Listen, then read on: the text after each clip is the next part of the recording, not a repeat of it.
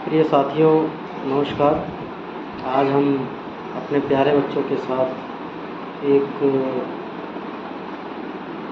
चाहे आप समझ लीजिए कार्यक्रम करने जा रहे हैं, या समझ लीजिए हम एक खेल खेलने जा रहे हैं जिसका नाम है कौन बनेगा सहस्त्राधिपति। इस खेल का उद्देश्य है बच्चों की छोटी ज़रूरतों को पूरा करना और उनके अंदर छिपी प्रतिभा को बढ़ावा देना, उन्हें बाहर आने देना, जिससे वो अपने क्षेत्र में सर्वश्रेष्ठ ज्ञान का परिचय दे सकें, अपनी पहचान को बना सकें और जिस क्षेत्र में वो जाना चाहते हैं उस क्षेत्र में सबसे ज़्यादा, सबसे आगे रहें, हर क्षेत्र में अग्रणी रहें। इसी उद्देश्य के साथ इस मंच का शुभारंभ किया जा रहा है। हमें उम्मीद है कि आप लोगों का ढेर सारा प्यार इन बच्चों को मिलेगा।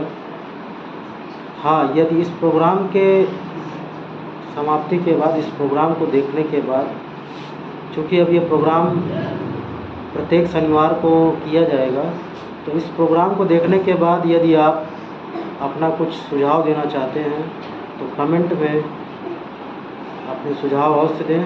हम उस पर विचार करेंगे, जैसा भी संभव हो सकेगा उसे हम लागू करने का प्रयास करेंगे।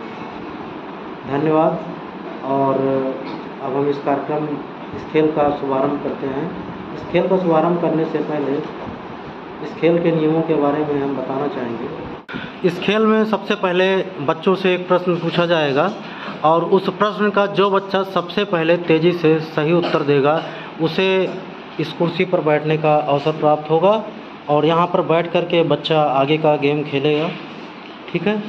इसके नियम कुछ इस प्रकार से हैं कि पहले प्रश्न पर 5 रुपये का पुरस्कार, दूसरे प्रश्न पर 10 रुपये का पुरस्कार, तीसरे पर 20, चौथे पर 30 और इसी प्रकार से 8 प्रश्न तक हैं और 8वें प्रश्न अंतिम प्रश्न होगा जिस पर 100 रुपये पुरस्कार प्राप्त होगा बच्चों को। और इसके लिए बच्चों के लिए 3 हेल्पलाइन बनाई गई है, जिसमें आप देख सकते हैं। पहला है स्टूडेंट वोट्स, जिसमें बच्चे वोटिंग के माध्यम से बताएंगे कि कौन सा विकल्प सही है।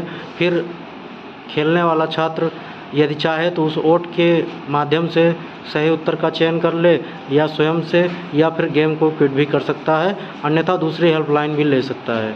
दूसरा विकल्प है हेल्पलाइन का 50-50, जिसमें 4 उत्तरों में से 4 विकल्पों में से 2 गलत उत्तर को मिटा दिया जाएगा और शेष 2 उत्तर में से कोई एक उत्तर सही होगा जिसका उत्तर देना होगा। तीसरा है स्किप द क्वेश्चन, जिसमें बच्चे क्वेश्चन को बदलवा सकते हैं, उस प्रश्न को बदलवा सकते हैं और यदि उनको प्रश्न का सही उत्तर नहीं मालूम है तो वो बीच में जब चाहें तब गेम को क्विट कर सकते हैं। अगर क्विट करेंगे तो इनको जो भी पैसा जीते होंगे पूरा इनाम दिया जाएगा और अगर वे क्विट नहीं करते हैं, गलती से गलत उत्तर बता देते हैं, तो पूरा पैसा लैप्स हो जाएगा। फिर उन्हें अगले खेल में ही पुनः खेलने का अवसर दिया जाएगा। धन्यवाद। इसी के साथ हम खेल का शुभारंभ करते हैं। आप लोगों से एक प्रश्न पूछा जा रहा है, जो इस प्रश्न का उत्तर सबसे पहले देगा उसे इस कुर्सी पर बैठने का मौका मिलेगा। ठीक है। तो प्रश्न ये है कि जिम कॉर्बेट राष्ट्रीय उद्यान कहाँ स्थित है। ऑप्शन है नई दिल्ली, उत्तराखंड, राजस्थान, चंडीगढ़। नई दिल्ली। उत्तराखंड। बिल्कुल सही। आरुषि जी का जवाब सही है और इस सीट पर सबसे पहले आरुषि ही बैठेंगी। जिम कॉर्बेट राष्ट्रीय उद्यान उत्तराखंड में स्थित है। ताली बजाइए आप लोग, इनका स्वागत करिए। हमारे साथ खेलने के लिए आरुषि जी आ चुकी हैं, जो कि कक्षा 5 की छात्रा है। इनके लिए आप लोग ताली बजाइए। आरुषि जी खेल का नियम समझ गई हैं, डरने की कोई जरूरत नहीं, एकदम रिलैक्स होकर बैठिए, बिल्कुल घबराना नहीं है। ठीक है। जो आएगा जिन प्रश्नों का उत्तर आप उनको जहाँ तक समझ आएगा वहाँ तक खेलिएगा, नहीं तो गेम को चेक कर दीजिएगा। ठीक, नर्वस होने की जरूरत नहीं है और गेम के नियम आपको बता दिए गए हैं। ठीक है। तो गेम स्टार्ट किया जाए। तैयार है। आपके सामने पहला प्रश्न है मणिपुर राज्य की राजधानी है? कोलकाता, इम्फाल, अगरतला, मणिपुर। आप इसको लेकर के पढ़ ही सकती हैं और इसका उत्तर बताइए। Option D, Imphal. बिल्कुल सही जवाब है। आप पूरे 5 रुपये जीत चुके हैं। पहला पड़ाव मैंने पार कर लिया है। ठीक है,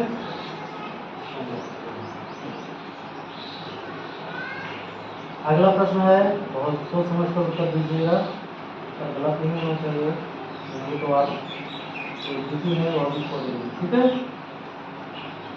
और अगर आपने सही उत्तर दिया तो अगले पड़ाव में आपको पूरे 10 रुपये का पुरस्कार दिया जाएगा। 10 रुपये आप जीत जाएंगे। ठीक है, तो अगला प्रश्न है, आपकी हिंदी पाठ्य पुस्तक पंच परमेश्वर पाठ के लेखक कौन है?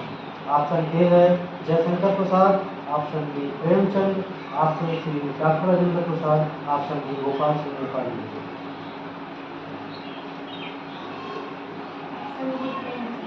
बिल्कुल सही जवाब है।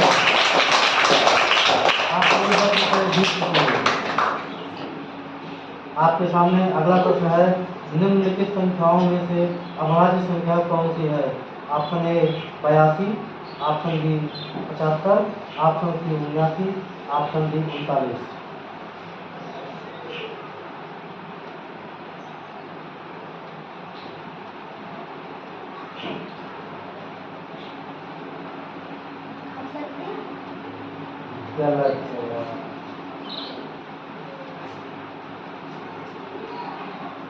आप जीता हुआ खेल हार गए।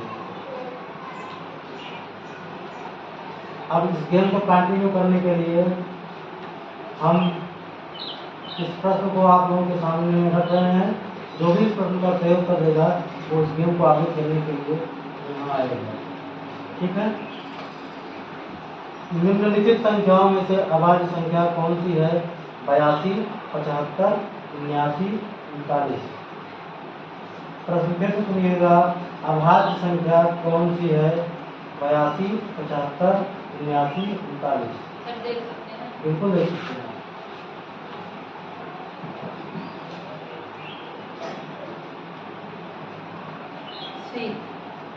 बिल्कुल सही जवाब है।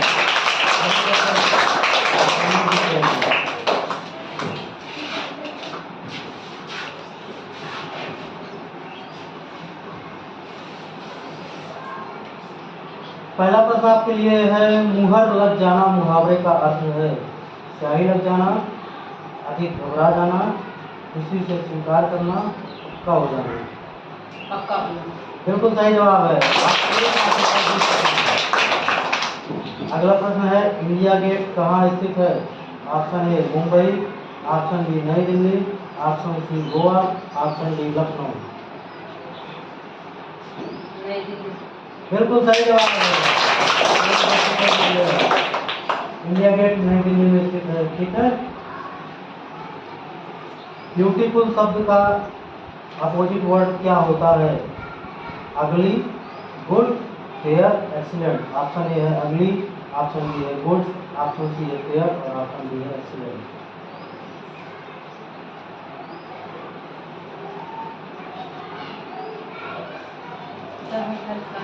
बिल्कुल ले सकते हैं आप। कौन सी हेल्पलाइन लेना चाहेंगे?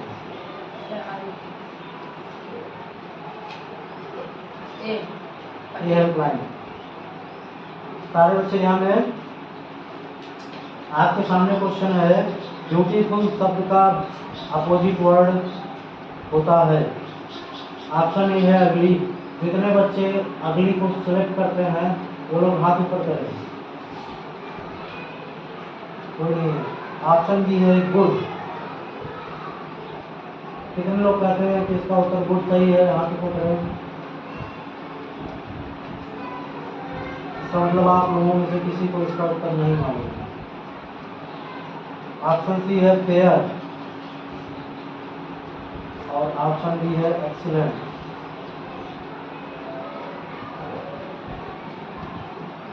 ऑप्शन सी कितने लोग उठा रहे हैं? ऑप्शन सी के पक्ष में 1, 2, 3, 4, 5, 6 लोग हैं। ऑप्शन डी है एक्सीलेंट। एक्सीलेंट के पक्ष में कितने लोग हैं? 1 2 3 लोग हैं। ध्यान दीजिएगा, अपोजिट वर्ड का मतलब होता है उल्टा, विलोम से, विपरीत अर्थ वाले। ठीक है, तो बताइए किसके साथ आप जाना चाहेंगे? 6 बच्चों ने ऑप्शन सी को सेलेक्ट किया है, 2 बच्चों ने ऑप्शन डी को सेलेक्ट किया है, ए और बी किसी ने नहीं सेलेक्ट किया है। अगर आप चाहें दूसरी हेल्पलाइन भी ले सकते हैं, और अगर आप चाहें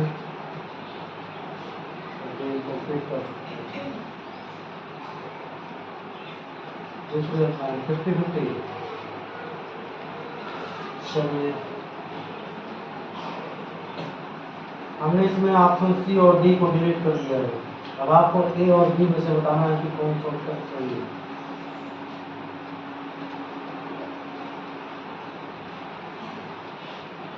ए। बिल्कुल सही जवाब है। तीसरा प्रश्न भी आपने बिल्कुल सही बताया और आप पूरे 20 रुपये जीत चुके हैं। अगला प्रश्न है, भारत में सर्वप्रथम भारतीय गवर्नर जनरल थे। इस प्रश्न का उत्तर आप बताएं। इससे पहले मैं आपको बताना चाहूँगा कि आपकी 2 हेल्पलाइन समाप्त हो चुकी है, अब मात्र 1 हेल्पलाइन बची हुई है। ठीक है, भारत से सर्वप्रथम भारतीय गवर्नर जनरल थे। Option A general Cariappa, option B Hiralal Jethania, option C Rajagopalachari, option D Gulzarilal Nanda.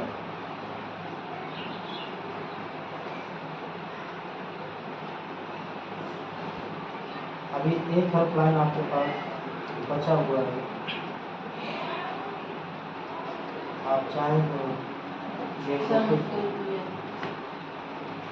Helpline लेना चाहिए। आपके सामने अगला है, भारत में राष्ट्रीय खेल कब मनाया जाता है? ऑप्शन ए 27 अगस्त, ऑप्शन बी 31 अक्टूबर, ऑप्शन बी 29 अगस्त, ऑप्शन डी 29 अक्टूबर। बिल्कुल सही जवाब है। अगला प्रश्न आपके सामने है, उत्तराखंड की राजधानी कहाँ है? Option A Paschim Bangal, option B Dehradun, option C Nainital, option D Agartala. गलत है। उत्तराखंड की राजधानी देहरादून है। कोई बात नहीं, आप लोगों ने, अवनी जी ने बहुत ही अच्छा खेला है और उसी ने भी ठीक खेला, और आप लोग प्रयास करते रहिए। ठीक है, हो सकता है कि अगले गेम में हम लोग और अच्छा खेलेंगे। ठीक है, और प्रयास करिए कि अगली बार जब भी खेलिए हड़बड़ा कर उत्तर न दीजिए, बहुत सोच समझ के उत्तर दीजिए, इससे आप लोग पैसे भी जीत सकते हैं और ज़्यादा से ज़्यादा प्रश्नों को सही तरीके से जवाब दे सकते हैं। ठीक है, बहुत अच्छा लगा, बहुत बहुत धन्यवाद आप लोगों को। Thank you. आप लोगों ने देखा अभी बच्चे हमारे साथ खेल रहे थे कौन बनेगा सैकड़ापति, और दोनों बच्चों ने बहुत ही बढ़िया खेला है और बहुत अच्छा लगा। हालांकि इनका यह प्रथम प्रयास था, इसलिए थोड़ा जल्दबाजी में इन्होंने गलती कर दी, लेकिन ये प्रयास जारी रहेगा और हमें पूरी उम्मीद है कि आने वाले समय में ये और अच्छा खेलेंगे और हम इसको और अच्छा बनाने का प्रयास करेंगे। बस आप लोग अपना प्रेम बरसाते रहिए बच्चों के ऊपर और इस चैनल को लाइक और सब्सक्राइब करते रहिए। धन्यवाद।